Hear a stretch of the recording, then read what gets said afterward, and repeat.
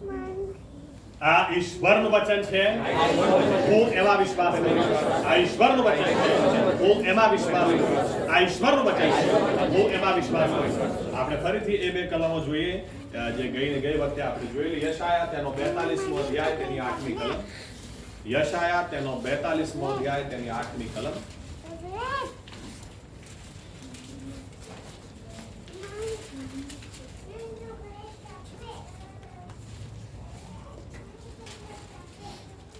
યશાયા 42 અને 8. હું યહોવા છું, એ જ મારું નામ છે. હા. હું મારું ગૌરવ બીજાને તથા મારી સ્તુતિ કોરેલી મૂર્તિઓને આપવા દઈશ નહીં. બીજો ભાગ વાંચીએ, નિર્ગમન 34 અને 14.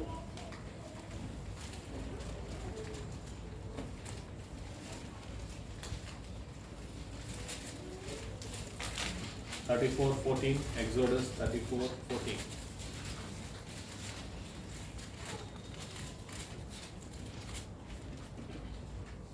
કેમ કે તારે કોઈ અન્ય દેવની પૂજા કરવી નહીં, કેમ કે હું યહોવા છું ને મારું માન કોઈ બીજાને આપવા ન દઉં એવો દેવ છું. પ્રાર્થના કરીએ. અમારા જીવતા ઈશ્વર પ્રભુ યેશુવા મસીહા, તમારો હૃદયથી અમે આભાર માનીએ છીએ.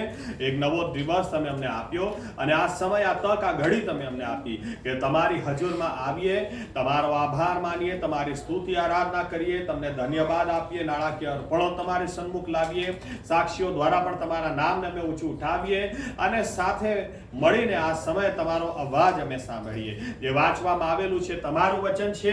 અમારી પ્રાર્થના છે તમે પવિત્ર આત્માને અમારી પર તમે રેડી દો અને પવિત્ર આત્મા અમને સર્વ સત્યમાં દોરી જાય અને સત્ય અમને મુક્ત કરે. પ્રભુ યેશુવા, અમે અમારા ભટકતા વિચારોને તમારી આધીનતામાં લાવીએ છીએ અને અમારા મનો અને હૃદયના દ્વાર તમારા માટે ખોલીએ છીએ. તમે તમારા સામર્થ્ય વચન દ્વારા અમારી સાથે વાત વ્યવહાર કરો.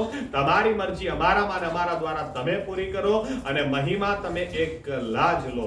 આ મારી પ્રાર્થના પ્રભુ યેશુવા મસીહાના નામમાં કરીએ છીએ. સાથે બોલીએ આમેન. ધન્યવાદ પ્રભુ યેશુવા. બેસી આપણી જગ્યા પર.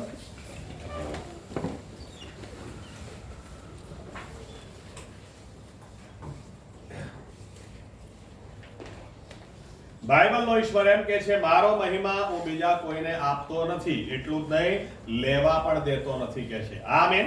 આમેન. મારો મહિમા એ કોઈને લેવા દેતો નથી, કારણ કે એ એટલો બધો મહિમાવાન ઈશ્વર છે અને એ એકલો જ ઈશ્વર છે. એના પહેલા બીજો કોઈ ઈશ્વર થયો નથી અને એના પછી બીજો કોઈ થવાનો પણ નથી. આમેન. આમેન. અને એટલા માટે એ એમ કે છે કે મારો મહિમા એટલા માટે બીજા કોઈને આપતો બી નથી અને કોઈને લેવા પણ દેતો નથી, કેમ કે મને ખબર છે કે મારા સિવાય એના માટે કોઈ લાયક જ નથી.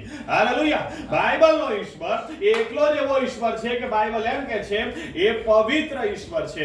એટલો બધો પવિત્ર છે, એટલો બધો કે બાઇબલ એમ કે છે કે કોઈ માણસ એને જો જોઈ જાય તો એ જીવતો પણ નહીં રહે, એ જીવતો રહી નહીં શકે. મૂસાને એમ કે છે, મૂસા જે ઈશ્વરની હજુરમાં દિવસ રાત રહેતો, એ મૂસાને ઈશ્વર એમ કે છે, મૂસા કે છે તારું ગૌરવ કૃપા કરીને તું મને બતાડ. ત્યારે ઈશ્વર એને એમ કે છે મારો ચહેરો તો તું નહીં જોઈ શકે, કે મને જોઈને ખરેખર ઈશ્વર જે પરિસ્થિતિમાં છે, જેવા છે એવા ને એવા તું મને જોવે તો તું બચશે જ નહીં, તું જીવતો જ નહીં રહે. આ બાઇબલનો ઈશ્વર એટલો બધો મહિમાવાન છે કે બાઇબલ એમ કહે છે કે દૂતો એની નજદીક જાય છે, એ દૂતો એની પવિત્રતાની અગ્નિથી બળવા લાગે છે, સળગવા લાગે છે અને એટલે એમની કબૂલાતો મોઢેથી બહાર આવી જાય. પવિત્ર પવિત્ર પવિત્ર છે સૈન્યનો દેવ યહોવા. આખી પૃથ્વી એના ગૌરવથી ભરપૂર છે. બાઇબલ એમ કહે છે એની નજીક ગયા પછી એ એકબીજાને આખો દિવસ રાત કન્ટિન્યુઅસ એક જ બાબત પોકારે જાય છે, એ પવિત્ર પવિત્ર પવિત્ર છે, પવિત્ર પવિત્ર પવિત્ર છે. વિચાર કરો, આખી દુનિયાનું જે થાય એ, આખી સૃષ્ટિમાં જે થવું હોય એ, આજે અમેરિકાએ મંગળ ગ્રહ પર બી યાન મોકલી દીધું પણ દૂતોને ફરક પડતો નથી. એમના મોડે એ મંગળ ગ્રહ પર કેમ ના પહોંચી ગયા એ વાત નથી. પવિત્ર પવિત્ર પવિત્ર છે સૈન્યનો દેવ યહોવા. એટલો બધું અજાતે ઈશ્વર છે, એમની મોડે કોઈ કબૂલાતો બીજી બદલાતી જ નથી, પણ આ દિવસ અને રાત નીકળે જ જાય, નીકળે જ જાય. આ ઘણા બધા અંશ તમને જૂના કરારમાં જુઓ તો ખ્યાલ આવશે કે ઈશ્વર એ ખરેખર કેટલો બધો મહિમાવાન ઈશ્વર છે કે બાઇબલ એમ કહે છે કે એને કોઈની મદદની જરૂર જ નથી. બાઇબલ એમ કહે છે જ્યારે કરાર કોષ એ લોકો બહારથી પાછો લાવી રહેલા ત્યારે ગાડું એક જગ્યાએ જરીક ગોથું ખાધું ખાડા ટેકરાને કારણે તો એક માણસ મદદ કરવા ગયો, ત્યાંનો ત્યાં જ માર્યો ગયો. ઈશ્વરે બતાડી દીધું કે મને કોઈ માણસની મદદની જરૂર છે જ નહીં અને ત્યાંનો ત્યાં જ ગયો. અને વિચાર કરો કે જ્યારે આપણે તારણની વાત કરીએ, આટલો બધો મહિમાવંત ઈશ્વર કે જે ગાળાને હાથ લગાડીને ત્યાં જ એને મારી નાખે, અને બીજી બાજુ જ્યારે તારણની વાત કરીએ તો એ જ ઈશ્વર એનું ગૌરવ એટલી હદ સુધી મૂકીને આવ્યો કે તમે એની ઠઠ્ઠા મશ્કરી કરો, એના આંખ ઉપર પાટા બાંધીને તમાચા મારીને પૂછો કે બોલ કોણે તને માર્યું, ચાબુક મારી મારીને શરીરના ચીથડા ઉડાઈ નાખો, અને તો પણ બાઇબલ એમ કહે છે જેમ ઘેટી પોતાના કાતરનારની સમક્ષ ચૂપ રહે એમ તે ચૂપ રહ્યો. તારણ આપણને યાદ કરાવે છે ઈશ્વર ખાલી થઈને આવી ગયો. એણે પોતાનો ગૌરવ એટલી હદ સુધી મૂકી દીધો, અને એટલા માટે હવે આપણી જવાબદારી છે કે જે ઈશ્વરે આપણને બચાવવા પોતાનો માન મહિમા મોભો બધું જ મૂકી દીધું, હવે આપણા જીવનથી એને માન ને મહિમા મળવો જ જોઈએ. આમેન. કેમ કે આપણા માટે એણે મૂકી દીધું, આપણા માટે એણે બધું જતું કરી દીધું, આપણા માટે એણે બધું સહન કર્યું. અને એટલા માટે ઈશ્વર યશાયા 43 જે ગયા રવિવારે આપણે કલમો કાઢેલી, ઈશ્વર એમ કે છે એટલા માટે જ પાણીમાંથી મેં તને બચાવ્યો, પાણીને ડૂબાડવા નહીં દઉં, આગની જ્વાળાઓને ભાળવા નહીં દઉં, હું તારો દેવ યહોવા ત્યાં બી તારી સાથે, એટલાને માટે કે તારા દ્વારા મારો મહિમા થાય. આમીન. આજે આપણા જીવનોથી ઈશ્વરને મહિમા મળવો જ જોઈએ, અને જો આપણા જીવનથી ઈશ્વરને મહિમા મળતો નથી તો ખરેખર અફસોસ છે. હવે આપણે જ મોઢા લબડાઈને ફરીએ અને પછી ગીતો ગઈએ, હંમેશા આનંદ મુझे यीशु, અને બીજા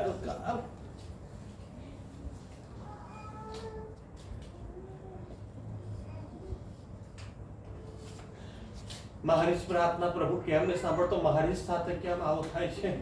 ઉર્વી વિશ્વાસ રાખજો, પ્રભુ શું કામ કરશે. ઉર્વી કે તું કરને ભાઈ પહેલા. આપણા જીવનથી ખરેખર ઈશ્વરને મહિમા મળતો જ નથી, પણ હકીકત છે એણે બધું જ મૂકી દીધું. વિશ્વાસીને જનૂન હોવું જોઈએ આ વાતનું કે મારા જીવનથી પ્રભુ ઈસુને મહિમા મળવો જોઈએ. જેણે ઈશ્વર હોવા છતાં ઈશ્વર હોવાનું પકડી નહીં રાખ્યું, માણસ બનીને આવ્યો મારા માટે એણે બધું મૂકી દીધું, તો આજે મારા જીવનથી એને માન ને મહિમા મળે નહીં, તો એ સિવાય મારે કોઈ હેતુ જીવવાનો હોવો બી નહીં જોઈએ. એક જ હેતુ, એક જ જનૂન, મારા જીવનથી ઈશ્વરને મહિમા મળે. આમીન. આમીન. અને એના માટે એક ચાવી આપણે ઘણી બધી જોઈશું, ધીરે ધીરે જોઈશું, પણ એક બાબત આપણે પહેલા જ જોઈ. ગયા રવિવારે એમ લખેલું છે કે ઈશ્વર એમ કે છે આટલા બધા કામ મેં કર્યા તોય લોકોનો ઠેકાણો, તોય આ લોકો પાપ કરતા જ રહ્યા. ગીત શાસ્ત્ર 78મો અધ્યાય 32મી કલમ આપણે જોયેલી, અને 37મી કલમમાં ઈશ્વર કારણ બી આપે છે. કેમ કે એમણે હૃદય સાચવ્યું નથી, એમણે એમનું હૃદય નથી સાચવ્યું. હકીકત એ છે કે આત્મિક જીવનની ચાવી, આત્મિક જીવનને સળગતું રાખવાના માટે બાઇબલ એમ કે છે પૂર્ણ ખંતથી તારા હૃદયને સાચવ, કેમ કે જીવનનો ઉદ્ભવ એમાંથી જ છે. નીતિ વચન 4:23. પૂર્ણ ખંતથી, એટલે જ આપણે કોની પાછળ પડી જવાનું છે? ઘણા વિશ્વાસીઓ શેતાનની પાછળ પડેલા છે. એમને કઈ બી ખાવાની પ્રાર્થના સોંપો તોય શેતાનને ધમકાવશે. શેતાન દૂર હટ, જાણે પેલો ત્યાં આવીને ડિસ્ટર્બ કરવાનો હોય. વાતે અમુક શેતાનની પાછળ પડેલા છે. કોઈ છોકરાની પાછળ, કોઈ છોકરીની પાછળ, કોઈ લગ્નની પાછળ, કોઈ ગાડીની પાછળ, કોઈ ઘરની પાછળ. હકીકતમાં ઈશ્વરનું વચન શું કહે છે? પડવું જ હોય તારા હૃદયની પાછળ પડી જા. પૂર્ણ ખંતથી તારા હૃદયને સાચવ, કેમ કે જીવનનો ઉદ્ભવ એમાંથી છે. આમેન. આપણે આપણા હૃદયને પૂરા, આપણા મનને, લાગણીઓને બહુ સારી રીતે સાચવતા શીખવાનું છે. આમેન. એટલે ઈશ્વર એમ કે છે કે એમનું હૃદય બરાબર નહોતું, માટે જ આટલા બધા ચમત્કારો મેં કર્યા, આટલા બધા ચમત્કાર. એક વાક્ય તો કહી દઉં મારા વિષય પર આવતા પહેલા, કે ઘણા લોકો એવું માને છે કે ઈશ્વર આપણી સાથે હોય તો આપણને કશું ના થાય. ઘણા વિશ્વાસીઓ પ્રભુ છે ને મારો ઈશ્વર ઈસુ ખ્રિસ્ત મારી સાથે છે, તો શું થઈ ગયું? તમે એની સાથે છો કે નહીં ભાઈ? ઈશ્વર છે ને 40 વર્ષ 1 સેકન્ડ બી ઇઝરાયલીઓને છોડ્યા નહોતા. એમના કપડાં બી નથી ફાટ્યા, જોડા પણ એમના નથી ફાટ્યા, એમને 40 વર્ષ ખાવાનું બરાબર જ મળ્યું. એ કોઈ ગરમીથી નહીં મર્યું ને કોઈ ઠંડીથી નહીં મર્યું. કેમ કે બાઇબલ એમ કહે છે એ મેઘસ્તંભ રૂપે દિવસે ને રાત્રે અગ્નિસ્તંભ રૂપે કન્ટિન્યુઅસ ઈશ્વરની હાજરી 40 વર્ષ એમની સાથે જ હતી, પણ તોય 5,99,998 તોય માર્યા ગયા. યહોશવાને કાલેબને છોડીને 6 લાખથી વધારે જે લોકો 20 થી 50 વર્ષની વચ્ચેના હતા એમાંથી 2 જ બચ્યા અને બાકીના બધા ખતમ થઈ ગયા. ઈશ્વર તો હતો જ સાથે, પણ આ લોકોનું મન એમાં ખોટ હતી, આ લોકોના હૃદયમાં ખોટ હતી. એટલે કદી પણ એમ કહેતા નહીં મારો પ્રભુ મારી સાથે છે એટલે બહુ, અને તમે છો કે નહીં એની સાથે, એ બહુ જરૂરી છે. આમેન. અને એના માટે આપણા આજે એક મુદ્દો એ રીતે લઈ લઉં કે દરેક બાળક, જ્યારે બાળક જન્મે ને પછી બાળક એના મા બાપને માન અને મહિમા ક્યારે અપાઈ શકે? જ્યારે એ કશું બનીને બતાડે, મોટો થાય અને કંઈક બનીને બતાડે. 40 વર્ષની ઉંમરે બી એમ કહેતા એ મમ્મી લાઈ 100 રૂપિયા પેટ્રોલ ના. તેમ મમ્મી કે બાપા 40 વર્ષની ઉંમરે તું 100 રૂપિયા મારી પર માંગે છે, શરમ આવે છે કે નહીં તને? વૃદ્ધિ પામવું બહુ જરૂરી છે. આત્મિક જીવનમાં જો ખરેખર ઈશ્વરને મહિમા અપાવવો હોય તો વૃદ્ધિ પામવું બહુ જરૂરી છે. અને એના માટે સૌથી ઇમ્પોર્ટન્ટ નિયમ, સૌથી ઇમ્પોર્ટન્ટ, ભૂખ અને તરસ બહુ જ જરૂરી છે. ભૂખ અને તરસ જ્યાં નહીં હોય, તમને ખબર છે મરેલા માણસને લોકો નવડાવે, કપડાં ચેન્જ કરાવે, ભાઈ આ કપડું, આ શર્ટ એને બહુ ગમતું હતું, આ પેન્ટ એને બહુ ગમતું હતું, એ શર્ટ પહેરાવો, એ પેન્ટ પહેરાવો. તમે કદી એવું નહીં સાંભળ્યું હોય આને છે ને શીરો બહુ ગમતો તો ખવડાવો. ના, મરેલા માણસને કોઈ નહીં ખવડાવે, કેમ કે મરેલો માણસ ખાય જ નહીં. મરેલા માણસ, બીજી રીતે એમ કહું, એને કોઈ ભૂખ નથી ને કોઈ તરસ નથી, કેમ કે મરી ગયેલો છે. આત્મિક રીતે ઘણા બધા લોકો એક ટાઈમ સળગતા હોય છે, આજે મરી ગયેલા છે, એમને કોઈ ભૂખ નથી, કોઈ તરસ નથી. ના, પહેલા ચલો એક કલમ વાંચી લઈએ, આપણે જોઈએ પહેલો પિત્તર 2 અધ્યાય અને બીજી કલમ. શું લખ્યું છે? વાંચો. પહેલો પિત્તર 2 અધ્યાય બીજી કલમ.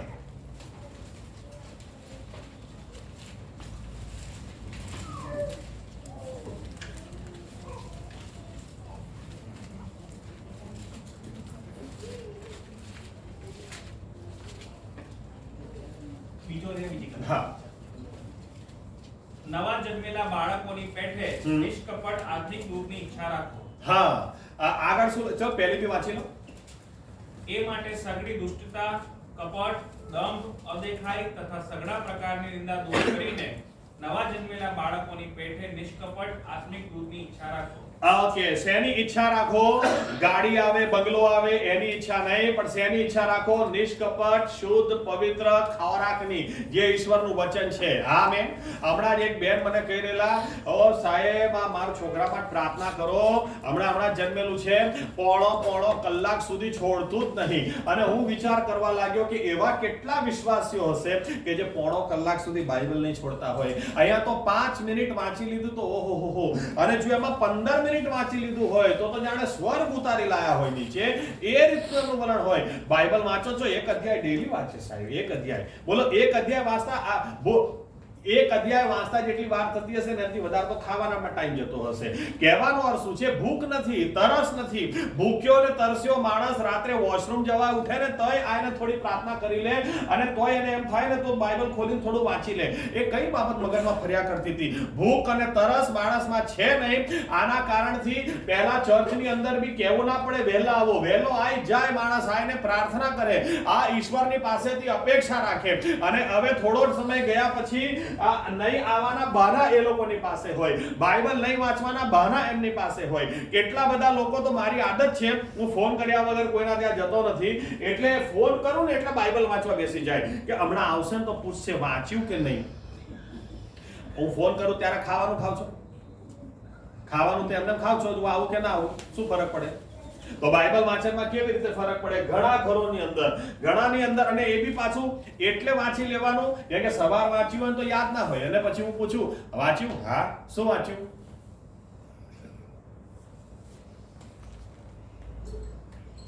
વાંચી લો. એના કરતા આવે ફોન કર્યો છે, આવું છું અડધો કલાક, વાંચી લો, હમણાં જ વાંચી લો ભાઈ. આ બધા નાટકો ચાલે છે કેમ કે ભૂખ ને તરસ નથી. ભૂખ્યો માણસ હોય ને, તરસ્યો માણસ હોય, આત્મિક જીવનની ચાવી તમને કહી દઉં, આ ભૂખ અને તરસ બહુ જ જરૂરી છે. ભૂખ અને તરસ તમારી પતી ગઈ તો પતી ગયું. કેમ કે બાઇબલ એમ કહે છે જે ભૂખ્યો હશે ધરાશે. પ્રભુ ઈસુ એમ કીધું જે તરસ્યો હોય ને એ મારી પાસે આવે, જેને તરસ હોય ને એ મારી પાસે આવો. આજે ઘણા બધા લોકો બાઇબલ વાંચે છે પણ કશી સમજણ જ નથી પડતી, કારણ કે બાઇબલ તમે વાંચો એટલે સમજણ પડે એ ચાવી નથી. ચાવી એ છે ભૂખ અને તરસ હશે ને પ્રભુ મારી સાથે વાત કર, મને પ્રકાશ આપ, મને સમજણ આપ, તો ભૂખ અને તરસ હશે. તમે 5 મિનિટ બાઇબલ વાંચશો એટલો બધો પ્રકાશ મળી જશે, સામે વાળો 5 કલાક વાંચશે તોય એને કશું જ મળશે નહીં. આજે બાઇબલમાં લોકોને સમજણ પડતી નથી કારણ કે ભૂખ અને તરસ નથી. ઈશ્વર પાસે માંગો, કહો એને કે પ્રભુ મને ભૂખ આપ, મને તરસ આપ તારા વચનોના માટે. કેમ કે એમ લખેલું છે કે જેમ એક નવું જન્મેલું બાળક માના ધાવણ માટે ભૂખ્યું હોય, એને કહેવું ના પડે. અહીંયા આપણે અરુણના ત્યાં હું હાજર હતો, જ્યારે બાળકને લઈને આયા હું ને અરુણ, મેં કીધું ઓ બાપા, હજુ તો ડિલિવરી થઈ લાઈન મૂકી તે મેં કીધું ચાલુ. એને કહેવું ના પડે, એને બાળકને ખબર જ છે કે મને ભૂખ લાગી છે, એને ખાવું છે. વિશ્વાસી વ્યક્તિને જો કહેવું પડે કે બાઇબલ વાંચો તો હું માનું છું અફસોસ કહેવાય, કારણ કે ભૂખ અને તરસ મટી ગઈ હોય તો જ કહેવું પડે. બાકી કહેવું જ કેવી રીતે પડે? એ બાઇબલ વાંચે જ અને વાંચે જ અધ્યાયોના અધ્યાયો વાંચે. અહીંયા તો ઘણા બધા લોકોને કેવું છે કે પાસ્ટર સાહેબ વાંચતા જ હશે ને, અમારે ક્યાં વાંચવાની જરૂર છે? દાનિયેલ, શાદ્રાક, મેશાક ને અબેદનગો એ કઈ પાસ્ટરો નહોતા, અને તો પણ બાઇબલ એમ કહે છે એ લોકો એ ગુલામીની અંદર, વિદેશની અંદર, ત્યાં પણ એ લોકો વચનનું અધ્યયન કરતા. દાનિયેલને યિર્મયાહનું પુસ્તક વાંચતા ખ્યાલ આવ્યો કે ઈશ્વરે વચન આપેલું 70 વર્ષની ગુલામી પછી પાછા લઈ જઈશ. 70 વર્ષની ગુલામી પતવાઈ તો ક્યારે લઈ જઈશ? એણે ત્યારે શોક કરવાનું ચાલુ કર્યું, ઈશ્વરનું મુખ શોધવાનું ચાલુ કર્યું. બાઇબલ એ લોકો ત્યાં બી વાંચતા. કેટલી મોટી પોસ્ટ હતી ખબર છે આપણી? તો એનાથી 10% ખબર નહીં, કશું હોતું જ નહીં, અને તોય આપણે એટલા બિઝી. પણ ભૂખ્યો માણસ છે ને રસ્તો કાઢે. તરસ્યો માણસ દાઉદ રાજા હતો ને તો પણ દિવસમાં 7 વાર પ્રાર્થના કરવાનો સમય કાઢી લે.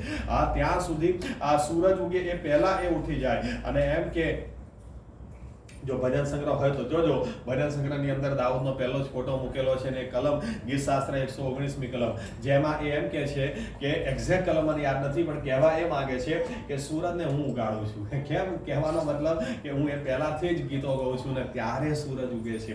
7 વખત રાજા હોવા છતાં પણ ઈશ્વર પાસે જાય, કેમ કે ભૂખ્યો ને તરસ્યો હતો. એની ઈચ્છા તમે જુઓ, એનાથી આપણને ખ્યાલ આવે મારી આ એક જ વરદાન મેં યહોવા પાસે માંગ્યું છે, મારી જિંદગીના સર્વ દિવસો પર્યંત બસ એની હજુરમાં રહું અને એની સુંદરતાનું અવલોકન કર્યા જ કરું. આજે વિશ્વાસી વ્યક્તિ યાદ રાખીએ, જો આપણા જીવનથી ખરેખર ઈશ્વરને મહિમા અપાવવો હોય તો આપણે વૃદ્ધિ પામવું જરૂરી છે, અને વૃદ્ધિ પામવા માટે ભૂખ અને તરસ જરૂરી છે. એક ટાઈમ હતી, આજે એવી નહીં રહી હોય. તમે જીવન તપાસશો ને તો તમને ખ્યાલ આવશે. જે શરૂઆતમાં ભૂખ હોય છે, શરૂઆતમાં તરસ હોય છે, ધીરે ધીરે ડીમ જતી રહે છે. પણ હકીકત એ છે કે ભૂખ અને તરસ વગર કશું જ થાય નહીં. બાઇબલમાંથી બહુ સારા ઉદાહરણો આપણી સામે છે.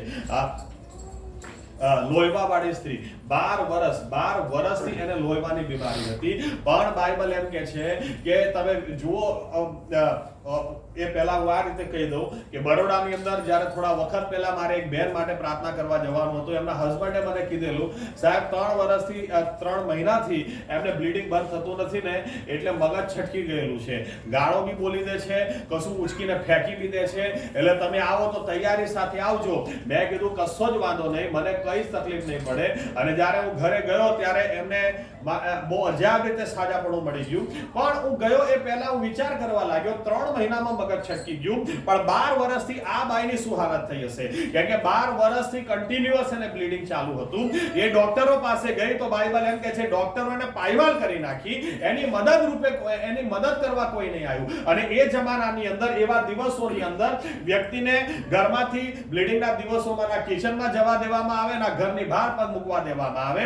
અને તો પણ આ સ્ત્રી એમ કહે છે, તમે વિચાર કરો એને કેટલી સાજાપણાની ભૂખ અને તરસ હશે કે હજુ હજુ પણ એમ કે છે જો ઈસુ ખ્રિસ્ત અહીંયા આયા છે તો હું એની પાસે જઈશ, હું એના જબ્બાની કોરને અડકીશ અને હું સાજી થઈ જઈશ. મોટા ભાગના વિદ્વાનો માને છે એના શરીરમાં એટલી તાકાત જ નહીં હોય એટલે જબ્બાની કોર અડકવાની વાત કરે, કારણ કે એ 4 પગે ચાલીને ગઈ હશે. જેને ભૂખ અને તરસ હોય ને એને કોઈ શરમ ના હોય, એને કોઈ સંકોચ ના હોય, અને જેને જે કહેવું હોય કે મારે સાજાપણું જોઈએ છે, મારે આ પરિસ્થિતિમાંથી બહાર આવવું છે, હું જઈશ અને હું જઈશ, એવી ને એવી પાછી નહીં આવું. એ ગઈ અને પાછી. તમે વિચાર કરો જ્યારે 4 પગે ચાલતી બી હશે કે ભીડમાંથી જતી હશે, અમુક લોકો જોઈને એની મશ્કરી બી ઉડાવતા હશે, વિચારે કરતા હશે શું કરે છે, આ શું માંડ્યું છે તે. અને પ્રભુ ઈસુ તોય બધાની વચ્ચે એમ કે છે કોઈ મને અડક્યું છે, મારામાંથી પરાક્રમ બહાર ગયું છે. અને પિતર અને બીજા શિષ્યો કે છે અલા આટલા બધા પડમપડી કરે છે, અડમડી કરે છે, કોની વાત કરે છે? પણ પ્રભુ ઈસુને ખબર હતી આ બધાની વચ્ચે કોઈ એક એવું ભૂખ્યું ને તરસ્યું વ્યક્તિ આવ્યું છે, કોઈ એટલું માદું હોવા છતાં પણ મારી પાસે આવ્યું છે, અવરોધો હોવા છતાંય મારી પાસે આવ્યું છે, અને એ સાજું થયું છે. હાલેલુયા. વિશ્વાસી વ્યક્તિ તરીકે તમારી ભૂખ કદી મરવા નહીં દેતા, તરસ કદી ખતમ નહીં થવા દેતા, કેમ કે એ મેં કીધું એમ ભૂખ અને તરસ મટી ગઈ એટલે માણસ મરી ગયો. એ મરી ગયેલાની નિશાની છે.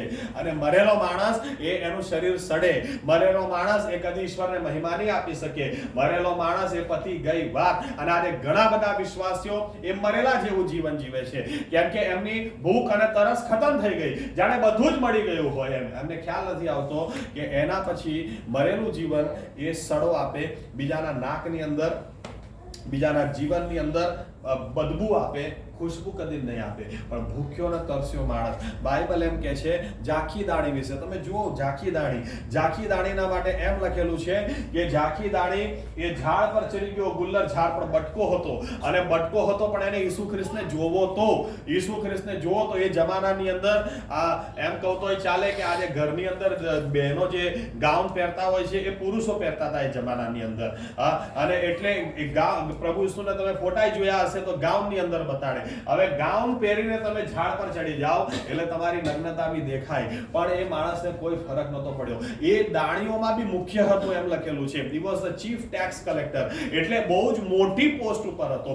અને મોટી પોસ્ટ વાળો વ્યક્તિ ઝાડ પર ચડી જાય પણ એને કોઈ પડી નહોતી પોસ્ટ પોઝિશનની, એને ઈસુ ખ્રિસ્તને જોવો તો.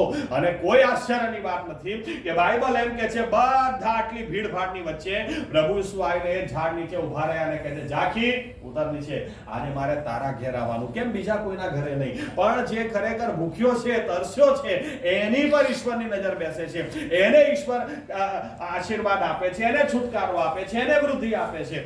એક બાઇબલ એમ કે છે પ્રભુ ઈસુની પાછળ જવા લાગી, મારી છોકરીને સાજી કર, મારી છોકરીને સાજી કર. આજે ઘણા બધા બાળકોને સાજાપણું મળતું નથી, કારણ કે એમના મા બાપ આરામથી ઢીલા બેઠા છે. એમની પ્રાર્થના ભૂખ અને તરસ હોય તો દેખાય. હા પ્રભુ બહુ નાલાયક છે, ભાઈબંધો ખરાબ છે, આ દારૂ રવાડ ચડી ગયો છે, પ્રભુ સારું કર તો સારું, બચી જાય, બીજું કઈ સારું. આવી તો બધી પ્રાર્થનાઓ કરે. આવી પ્રાર્થનાનો ઈશ્વર કેવી રીતે જવાબ આપે, જેમાં કોઈ ભૂખ નહીં, કોઈ તરસ નહીં, જવાબ વલણ જે પ્રકારનું હોય, જવાબ મળ્યો તો ઠીક ભાઈ, ના મળ્યો તોય ઠીક. આ સ્ત્રી એમ લખેલું છે, હું જે રીતે સમજુ છું માર્કના 7મા અધ્યાયમાં ધ્યાનથી વાંચીએ તો મને એવું લાગે છે આ એક શહેરથી બીજા શહેર પહોંચી ગઈ ઈસુ ખ્રિસ્તની પાછળ. મારી છોકરીને સાજુ કર. અને ઈસુ ખ્રિસ્ત ધ્યાન આપે જ નહીં, એની તરફ જોવે નહીં, તોય ઈસુ ખ્રિસ્તની પાછળ છેવટે એક જણાના ઘરમાં પ્રભુ ઈસુ ગયા તો ત્યાં પણ એ ઘૂસી ગઈ લખેલું છે. અને તોય પ્રભુ ઈસુ તો જોતા જ નથી. ઉપરથી શિષ્યો કંટાળીને કે છે આ સ્ત્રી ક્યારની પાછળ ફરે છે, ક્યારની માથું ખાય છે. અરે પ્રભુ એને જવાબ આપી દે તો પીછો છોડે. ત્યારે પ્રભુ ઈસુ એમ કે છે બાળકોનું ખાવાનું કૂતરાઓને ના અપાય. તો બી આ સ્ત્રી વિચાર કરો કેટલી ભૂખીને તરસી, કે એમ કે છે ભલે વાંધો નહીં પણ ટેબલ ઉપરથી બાળકો ખાતા હોય તો કકડા તો નીચે પાડે. એ કકડા તો આપી, એ કકડા તો કૂતરા ખાય કે ના ખાય. અને પ્રભુ ઈસુ તરત એમ કે છે આવો વિશ્વાસ આખા ઇઝરાયલમાં મેં જોયો નથી. અને બાઇબલ એમ કે છે એ જ ઘડીએ એની છોકરી જે ઘરે દુષ્ટ આત્મા હતો એ નીકળી ગયો. આજે કેટલા બધા બાળકો માદા છે પણ મા બાપ પ્રભુ ઈસુની પાછળ આ રીતે જતા જ નથી. કેટલા બધા બાળકો બંધનમાં છે પણ એ લોકો આ રીતે પ્રભુ ઈસુની પાછળ પડતા જ નથી. પણ બાઇબલ એમ કે છે જો ખરેખર આપણા જીવનથી ઈશ્વરને મહિમા અપાવવો હોય તો ભૂખ અને તરસ જોઈએ. આ રીતે ઢીલા સ્તુતિમાં ઘણા બધા આમ ઉભા રહ્યા, મને તો એ જ નહીં ખબર પડતી આમ ચાબુક હોય ને તો અહીંયાથી આમ શટ લઈને કાઢીએ ને આમ કરી દે, આમ ચાલુ કરી દે. એવું તો થોડા એક્ટિવ થાય ભાઈ. આ ઠોયાની જેમ ઊભા રહેવાનું આ બતાડે છે ભૂખ જ નથી, તરસ જ નથી. ભૂખ્યો ને તરસ્યો માણસ એકદમ એક્ટિવ હોય એ બતાડે જ કે પ્રભુ તારા પાસે આવ્યો છું, ખાલી હાથ જવાનો નહીં પાછો. Amen, amen. આ બાઈ 4 પગે ડસડીને ગઈ. આ બાઈ આપણે હોઈએ તો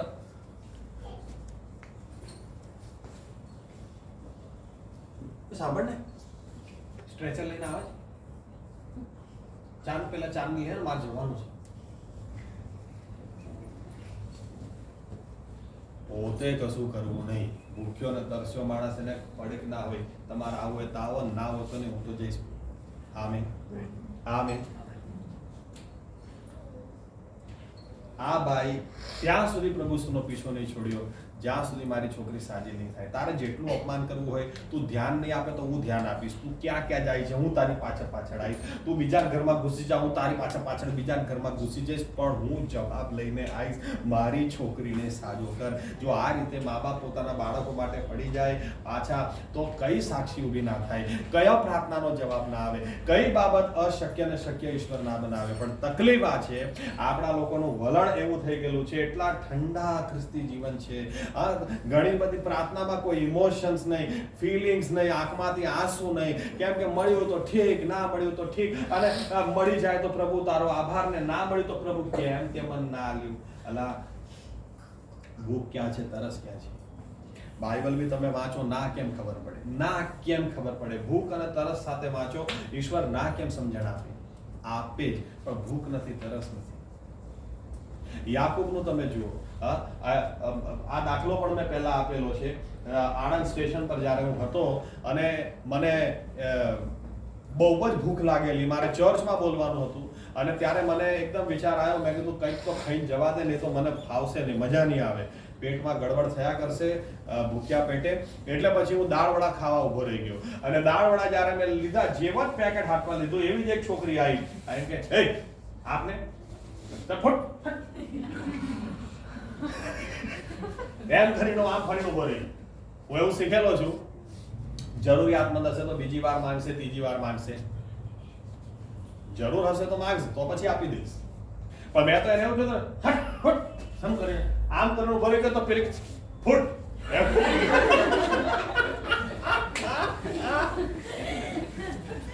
મને તો એટલું શરમાઈ સંકોચી લાગ્યું, હો બાપા, આ તો મારું અપમાન કરી.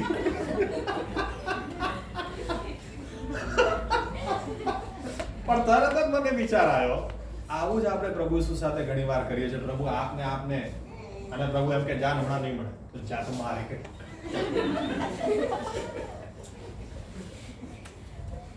પણ યાકૂબને તમે જુઓ, દૂત ના પાડે છે, નહીં મળે ભાઈ, ચાલ મારો ટાઈમ થઈ ગયો, મને જવા દે. એ કે છે ના તો શું મળે, જ્યાં સુધી તું મને આશીર્વાદ નહીં આપે હું તને છોડીશ જ નહીં. આખી રાત મલ્લયુદ્ધ ચાલ્યું લખેલું છે. તમે જુઓ, આ ઠગ માણસ આખી રાત ઈશ્વર જોડે લાગેલો રહ્યો. એણે આખી જિંદગી બહુ પ્રાર્થનાઓ નહીં કરી, એણે આખી જિંદગી બહુ ઉપવાસો નહીં કર્યા, પણ એની આખી જિંદગીમાં એક દિવસ એ આવ્યો જ્યારે આખી રાત એ ઈશ્વર જોડે લાગેલો રહ્યો.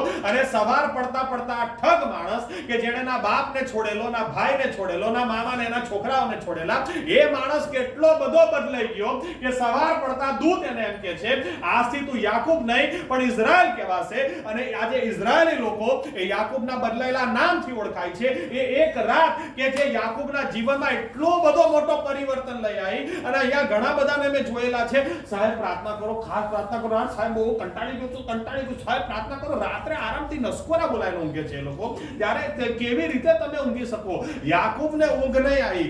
યાકૂબ મલ્લ યુદ્ધે ચડ્યો કે મારે તું મને આશીર્વાદ આપ, અને તું નહીં આપે ત્યાં સુધી તને છોડીશ જ નહીં. ભૂખ નથી, તરસ નથી, મળ્યું તો ઠીક, ના મળ્યું તો ઠીક. આ રીતે ખ્રિસ્તી જીવનની અંદર બહુ આગળ જવાય જ નહીં. મળશે નહીં ને ત્યાં સુધી પ્રભુ તને છોડીશ નહીં. આમેન. આ વલણ આપણું હોવું જોઈએ, અને એવું વલણ રાખીશું તો યાકૂબ ઇઝરાયલ થશે. અને યાકૂબને માટે એમ લખેલું છે, એને જાંઘ ઉપર દૂત અડક્યો, દૂતે પાછું એમને જાંઘ ઉપર અડકી અને બેરી કરી નાખી જાંઘ. એ આખી જિંદગી લંગડો ચાલ્યો એમ લખેલું છે. આખી જિંદગી એ લંગડો ચાલ્યો અને તો પણ તમે જુઓ એ કહે છે લંગડો તું મને કરી નાખ તો બી હું તને છોડીશ નહીં, જ્યાં સુધી તું મને આશીર્વાદ નહીં આપે. તમે વિચાર કરો, એણે સાજાપણું નહીં માંગ્યું, એણે તો બી ઈશ્વરને પકડી જ રાખ્યો અને જિંદગીભર, આખી જિંદગી બાઇબલ એમ કહે છે કે એણે કદી પણ કોઈ લંગડો આમ ચાલતો હોય તો એણે કદી કોઈને એમ ના કીધું આ પેલા દિવસ રાત્રે એમ. અને આપણે હોઈએ તો શું થયું? તમને કેમ લકવા મારી ગયો?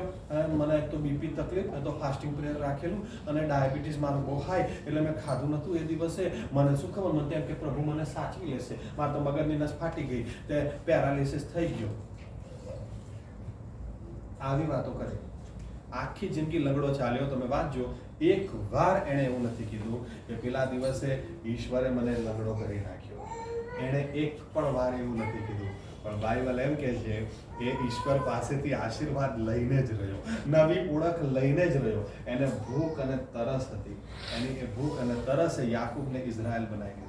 આપણે આખી જિંદગી એક રાત તો એવી આવી જોઈએ, એક સમય તો એવો આવવો જોઈએ, કોઈક તો ઘડી એવી આવી જોઈએ જ્યારે આપણે ઉજાગરો કર્યો હોય, જ્યારે આપણે ખરેખર એટલા બેચેન હોય કે પ્રભુ જો તું મને આશીર્વાદ નહીં આપે, આજે હું તને છોડીશ જ નહીં.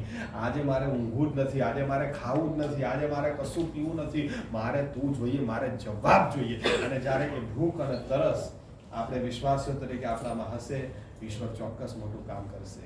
તકલીફ શું છે? આત્મિક જીવનની શરૂઆતમાં ઘણી બધી ભૂખ અને તરસ હોય છે, પણ ધીરે ધીરે આ નિયમ પ્રમાણે પાઉલ એમ કે છે દૂધ પીતા હતા, આજે તમારે માંસ ખાતા થઈ જવું જોઈએ. હજુ પણ તમે દૂધ પીતા રહી ગયા, અફસોસ કે છે. કેમ કે બાળક જેમ મોટું થાય, આજે તમે ને હું જોઈ લો, મોટા ભાગના આપણે મોટા જ છીએ, બધાને હમણાં દૂધની બોટલ આપી હોય કે લો દૂધ પીઓ. કોણ પીવાનું છે? ઓ ના ભાઈ, દૂધ જ પીવાના તો છેલ્લે ભાઈ કેલોગ્સ આપો તો એમાં નાખીને પીશું. ના પીએ. અત્યારે તો બોટી લાવો, બિરયાની લાવો, પરોઠા લાવો, ચિકન લાવો, મોટા થયા. ભૂખ વધારે. પહેલા અડધી રોટલીનો ખોરાક બહુ થઈ ગયો, હવે 3 રોટલી, 4 રોટલી, 5 રોટલી. ને ભૂખ્યો માણસ હોય ને, ભૂખ્યો માણસને અમુક વાર ખબર બી નહીં પડે. ઘણા લોકોને મેં જોયેલા છે, પછી પૂછે આમ તો હું 3 રોટલી જ કહું છું, આજે કેટલી ખાધી? કેટલી બનાવી હતી? 6 રોટલી ખાઈ ગયો? શું વાત છે? ખ્યાલ જ નહીં, ભૂખ એટલી લાગેલી. અને અહીંયા આપણે પૂછીએ તો આમ બરાબર ટાઈમ ટેબલ પ્રમાણે ચાલતા હોય, એક જ અધ્યાય વાંચવાનો. અલા કદી ભૂખ તો એવી હોવી જોઈએ કે 10 વાંચી કાઢો તો એ ખબર નહીં પડે. આજે વિશ્વાસી લોકો આપણે ઈશ્વર પાસે માગીએ, પ્રભુ મને ઓર ભૂખ આપ, ઓર તરસ આપ. કેમ કે જ્યાં ભૂખ ને તરસ નથી ત્યાં મરણ છે. એવા જીવનથી ઈશ્વરને કોઈ મહિમા નથી. આમેન. માદાઓ આપણી આંખની સામે મરતા હોય તો પણ આપણે ભૂખ ને તરસ હોવી જોઈએ. પ્રભુ મારા હાથથી એ લોકોને સાજા કર. માદા સાજા થવા જ જોઈએ, કેમ કે તું જીવતો ઈશ્વર છે. તો શેના માટે મારી આંખ સામે લોકો મરી જાય? તું જીવનો બદલનાર, પરિસ્થિતિ બદલનાર ઈશ્વર છે. તો પછી મારા જ જીવનમાં શ્રાપ કે શાંતિથી બેસી રહેલું જીવન એ જીવન નથી, આત્મિક જીવન નથી. એવા જીવનથી ઈશ્વરને મહિમા નથી. એની પાછળ પડી જાઓ. આમેન. આવો આપણી જગ્યા પર ઉભા એને કહીએ, દરેક વ્યક્તિ પ્રભુ યેશુને કહે, દરેક વ્યક્તિ કહે પ્રભુ યેશુ મને ઓર ભૂખ આપો, મને ઓર તરસ આપો.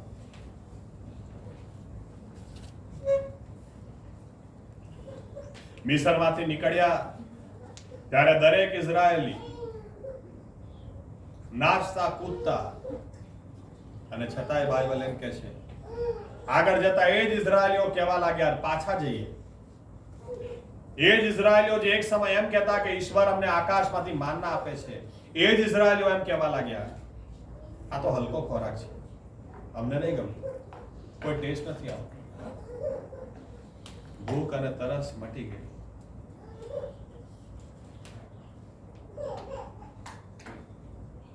આત્મિક જીવનને સળગતું રાખવા પ્રભુ ઈસુને કહીએ, પ્રભુ ઈસુ મને સળગતો રાખો. અને એના માટે મને ભૂખ્યો ને તરસ્યો લાગે. એવું હૃદય મને આપો કે જેમાં તમારા માટે, તમને જોવા માટે, તમારો સ્પર્શ મેળવવા માટે ઝંખના હોય, ભૂખ અને તરસ હોય. મને એવું મન આપો કે જેમાં જ્યાં સુધી મને પ્રાર્થનાનો જવાબ મળે નહીં એવું પડતું મૂકું જ નહીં.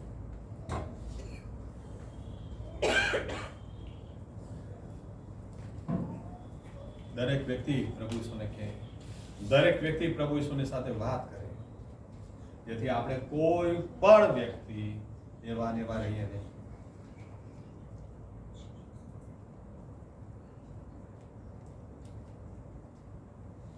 બાઇબલ નહીં વાંચવાના બહાના રહે જ નહીં. પ્રાર્થનાનો જવાબ કેમ આવતો નથી બહાના રહે જ નહીં. આવશે જ જો ભૂખ અને તરસ હશે.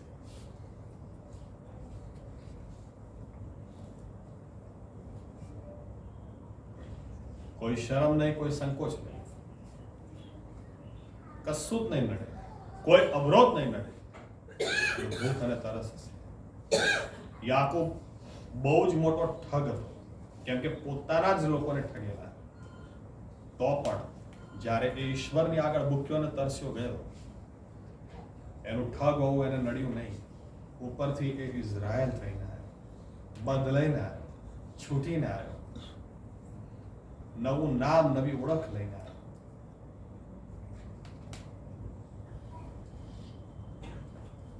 મારા જીવતા ઈશ્વર પ્રભુ યેશુવા મસીહા, અમે પણ પ્રભુ યેશુ આજે તમારી પાસે આવ્યા છીએ.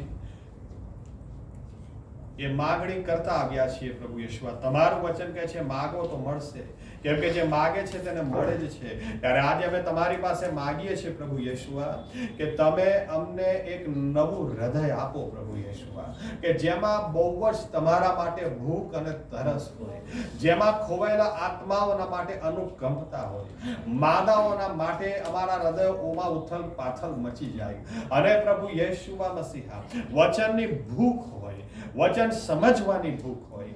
હા પ્રભુ યેશુઆ મસીહા, અમે કોઈ વ્યસનોમાં હોઈએ તો એમાંથી છૂટવાના માટે તડપ હોય. આજે જેમ દારૂ પીનાર માણસ દારૂનો ટાઈમ થાય ને તલપ લાગે, પ્રભુ યેશુઆ અમને છૂટવા માટે અમે તડપીએ. અમે ભૂખ્યા ને તરસ્યા તમારી પાસે આવીએ. એવું હૃદય અમને આપો. અમારો સ્વભાવ બદલાય, અમારા વિચારો બદલાય, એક એક બંધનો અમારા જીવનમાંથી તૂટી જાય. આજે અમારા જીવનમાં ઠગ હોય તો અમે એ ઠગને પ્રભુ યેશુઆ આખી રાત તમારી સામે જજુમીએ, જેથી અમે પણ સવાર પડતા ઇઝરાયલ થઈ જઈએ, તમને વળગી રહેનાર થઈ જઈએ. એવું હૃદય તમે અમને આપો પ્રભુ યેશુઆ, એવું મન તમે અમને આપો.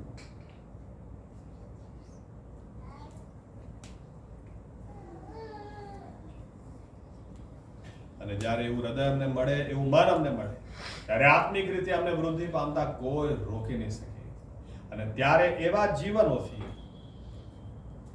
અમારા જીવનોથી ખરેખર તમને મહિમા મળશે. એ જ પ્રમાણે થાવ એ મારી પ્રાર્થના પ્રભુ યેશુઆ મસીહાના નામમાં કરીએ છીએ. આમેન. ધન્યવાદ પ્રભુ યેશુઆ. બેસી આપણી જગ્યા.